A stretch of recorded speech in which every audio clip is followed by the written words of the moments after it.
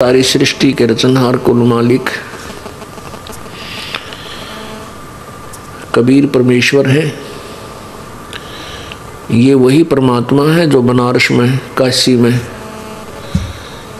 भारतवर्ष की पवित्र भूमि पर सन 1398 संवत 1455 ज्येष्ठ सुदी पूर्णमासी को बनारस के अंदर लहरतारा तालाब में विकसित कमल के फूल के ऊपर नवजात शिशु का रूप धारण किया सतलोक से आकर। ये वो परमात्मा है, इन्होंने किसी माँ से जन्म नहीं लिया था। ये वो पूर्ण परमात्मा है जब सह शरीर आए थे, सह शरीर चले गए थे मगर स्थान से। पुण्यात्माओं, परमात्मा की प्राप्ति मोक्ष कोई ज्यादा कठिन काम नहीं है। सबसे कठिन काम है ये निर्णय करना कि परमात्मा कौन है, उसके पाने की विधि कौन सी है, और पूर्ण संत प्राप्ति, ये तीन चीज कठिन है। जब पूर्ण संत मिल जाएगा तो वो संशय भी निवारण हो जाएंगे। अब ये सत्संग जो तत्व ज्ञान के आधार से किया जाता है,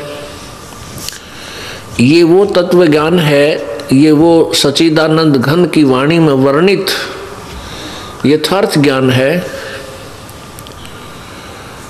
जो किसी भी ऋषि महर्षि के हाथ नहीं लगा। उनको ये ज्ञान नहीं हुआ। केवल कुछ एक पुण्यात्माओं को परमेश्वर स्वयं आकर के सतलोक से आकर के मिले, जैसा कि उसका विधान है। परमात्मा स्वयं ही आते हैं, अपने तत्व ज्ञान को ठीक ठीक वो स्वयं ही प्रचार करते हैं। परमात्मा की परिभाषा अर्थात अपनी जानकारी वो स्वयं ही आकर के बताते हैं, क्योंकि काल भगवान ने सब मिथ्या ज्ञान लोक वेद पूरे मानव समाज में प्रवेश कर रखा होता है। उसी पूर्ण परमात्मा ने आज से लगभग 600 वर्ष पूर्व यही तत्व ज्ञान सच्चिदानंद घन की वाणी में, अपनी कबीर वाणी में लिखवाया हुआ था, उच्चारित किया था, बोला था, जो धर्मदास जी साहेब ने उसको लिपिबद्ध किया था।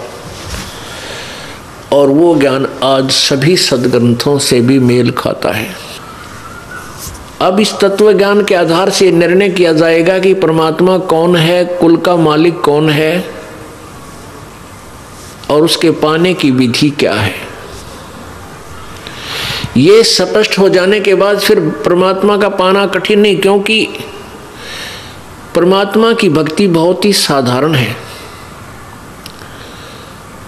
जिसको प्रत्येक वर्ग कर सकता है। गरीब से गरीब कर सकता है, बीमार कर सकता है, रोगी और स्वस्थ सभी भगवान को प्राप्ति कर सकते हैं। लंगड़े लूले जो भी हैं वो परमात्मा प्राप्ति कर सकते हैं।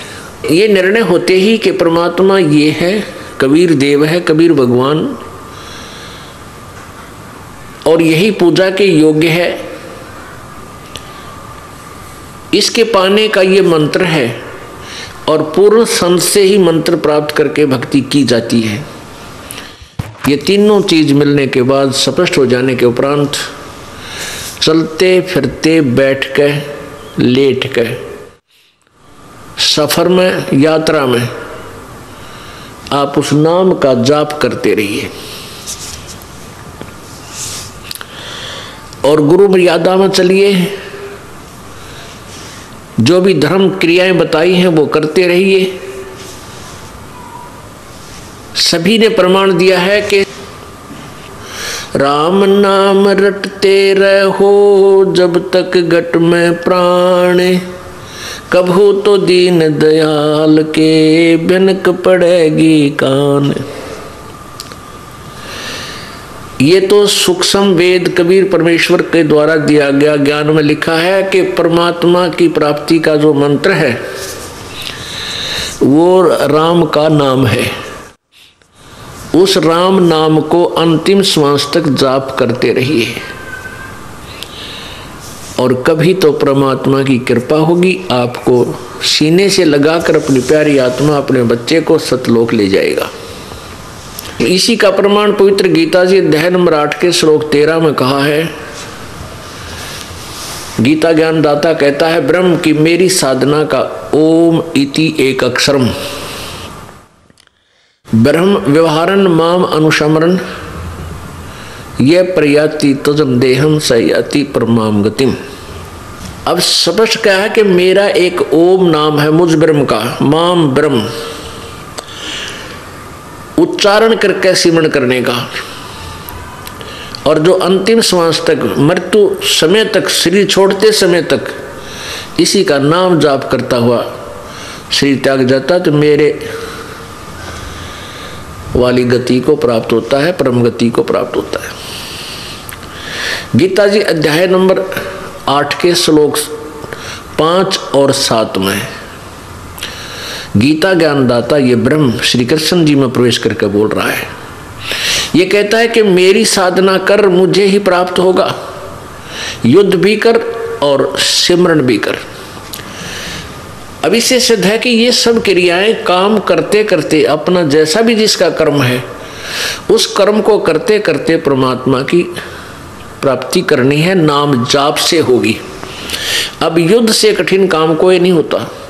और कहता युद्ध भी कर मेरा सिमरण भी कर, यानी अपना काम भी करो और मंत्र का जाप भी करते रहो।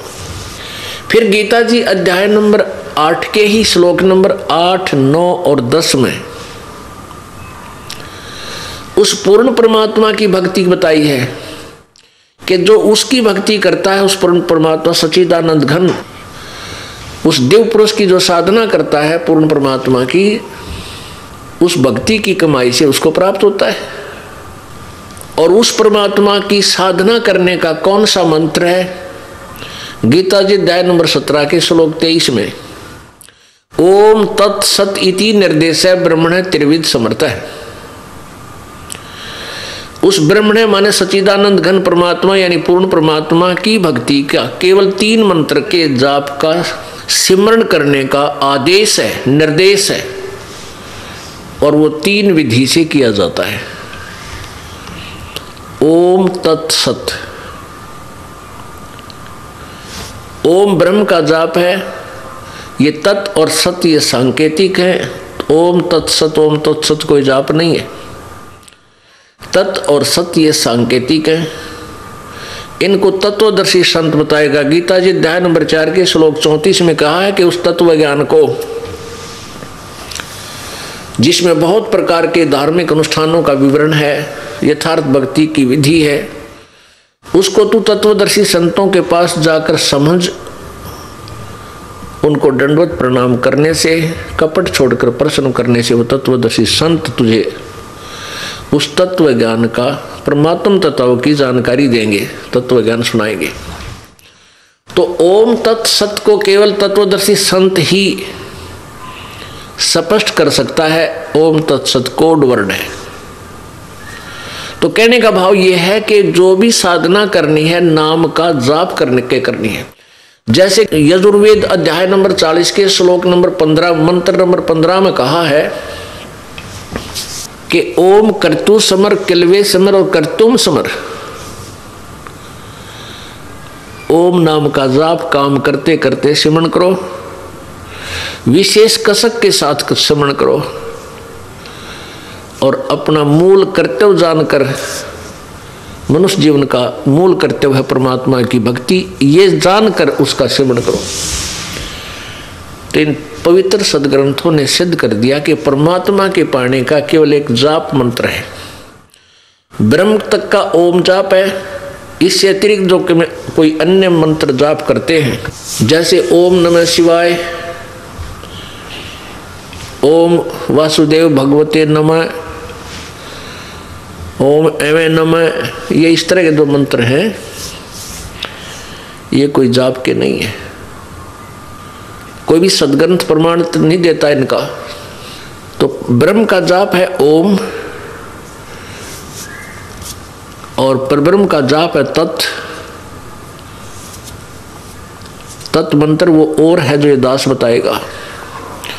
ओम और तत्व मंत्र मिलकर 2 अक्षर का ये सतनाम बन जाता है। जिन भक्तात्माओं को ये सतनाम प्राप्त है वो समझ रहे हैं।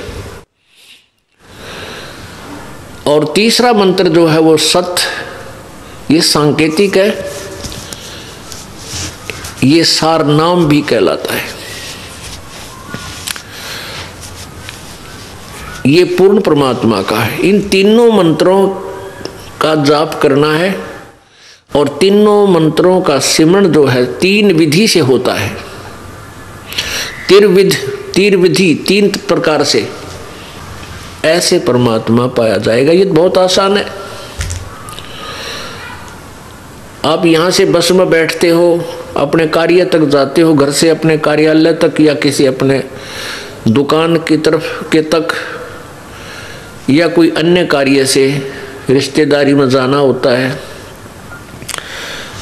तो उसमें अपना मंत्र करते हुए जाइए, किसी से बात भी ना कीजिए, क्योंकि यात्री से कितनी बात कर सकता है आदमी।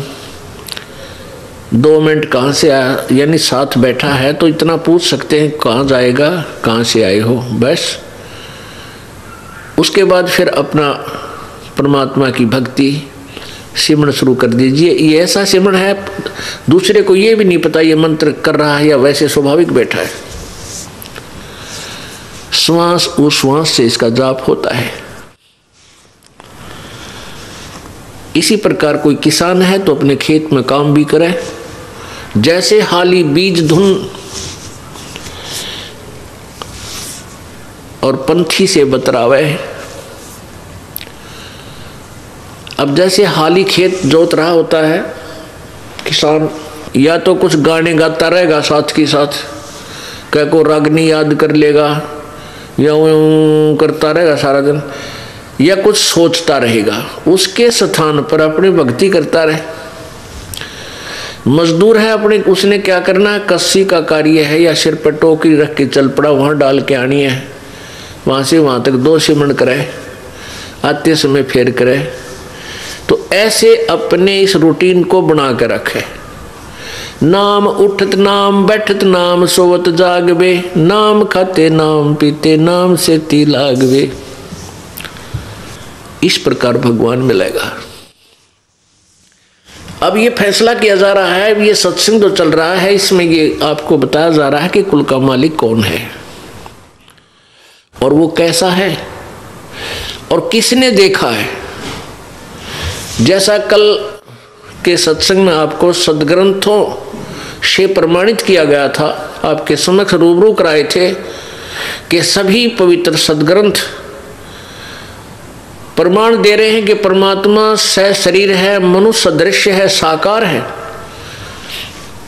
और वो ऊपर सतलोक में रहता है और वहां से चलकर आता है अपनी प्यारी आत्माओं को, अपने श्रेष्ठ भक्तों को मिलता है आकर के, दृढ़ भक्तों को, और उनको तत्व ज्ञान से परिचित कराता है।